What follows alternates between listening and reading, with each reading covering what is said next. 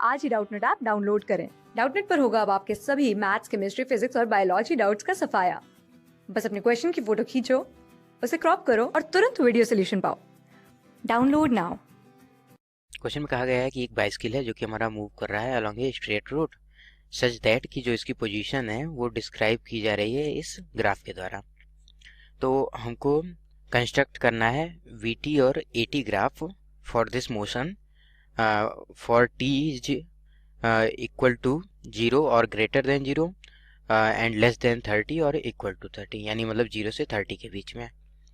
तो अगर अब हम देखें तो यहाँ पे जो कर्व का हमको इक्वेशन दी गई है, मतलब डिस्प्लेसमेंट की इक्वेशन दी गई है। अगर हम इस लाइन को देखें तो ये स्ट्रेट लाइन की इक्वेशन दी गई है, ये s is equal to 20t minus 100 के बराबर है। और इस कर्व को देखें तो इसका इक्वेशन दिया गया है s is equal to T square. तो अगर हमको vt ग्राफ बनाना है तो पहले हम वेलोसिटी निकाल लेते हैं कि वेलोसिटी हमारी टाइम के साथ कैसे वेरी करेगी। तो वेलोसिटी अगर हमको निकालना है तो v इज इक्वल टू होता है हमारा ds बाई dt। तो अगर अब हम दोनों के लिए वेलोसिटी निकालें, मतलब ये 10 से 30 के लिए और 0 से 10 के लिए, तो वो कुछ इस तरीके से हो जाएगा। पहले हम इसको इसकी मदद से वेलोसिटी निकालते हैं। तो ये 10 से 30 के बीच में हो जाएगा, हम लिख देते हैं यहाँ से 10 से 30 के बीच में। तो v इज इक्वल टू क्या हो जाएगा, अगर हम डिफ्रेंशिएट करेंगे तो यहाँ सिर्फ 20 बचेगा और ये टर्म तो 0 हो जाएगा हमारा। सिमिलरली अगर 0 से 10 के बीच में करें, 0 से 10 के बीच में करें तो v की वैल्यू क्या आ जाएगी, इसको डिफ्रेंशिएट करेंगे तो 2t आ जाएगा। तो अगर अब हम देखें तो यहाँ पे जो वेलोसिटी है ये कांस्टेंट हो गई और यहाँ पे ये अभी भी टाइम के साथ वेरी कर रहा है बट लीनियरली वेरी कर रहा है। तो अगर हम इसका ग्राफ कंस्ट्रक्ट करें तो किस टाइप का होगा। अगर हम मान लें कि इधर हम टाइम रिप्रेजेंट कर रहे हैं, ये वी टी कर्व ऐसे कुछ टाइप का होगा।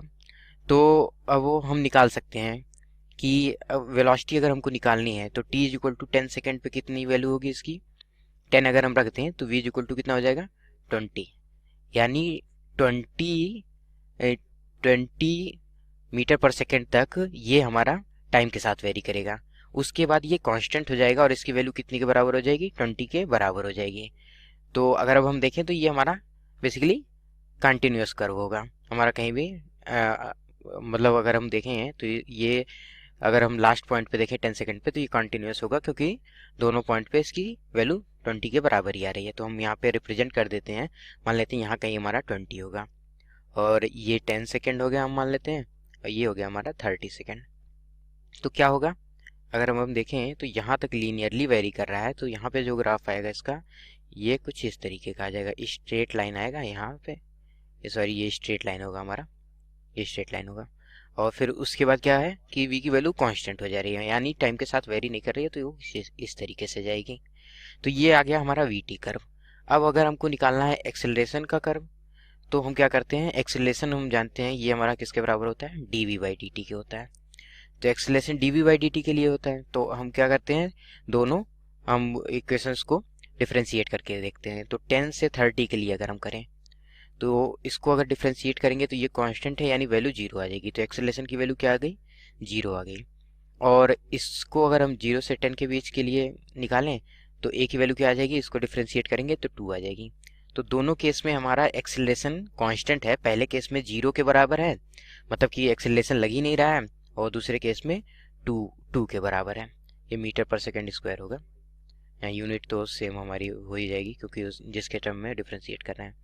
तो अगर अब हम इसका कर्व देखें तो इसका कर्व क्या हो जाएगा, ये मान लेते हैं कि ये कुछ इस तरीके से, यहाँ टाइम हो गया हमारा, इधर हो गया हमारा एक्सेलरेशन।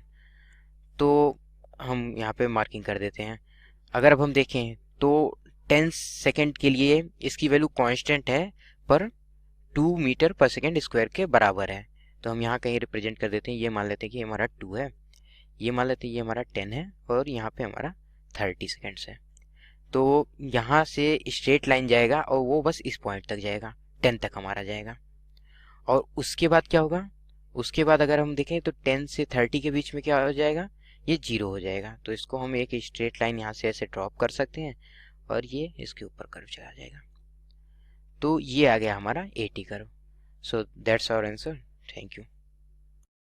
क्लास 6 से 12 से लेके नीट, IIT, जेईई मेंस और एडवांस के लेवल तक 10 मिलियन से ज्यादा स्टूडेंट्स का भरोसा। आज ही डाउनलोड करें डाउटनेट ऐप या व्हाट्सएप कीजिए अपने डाउट्स 8400 400 400 पर।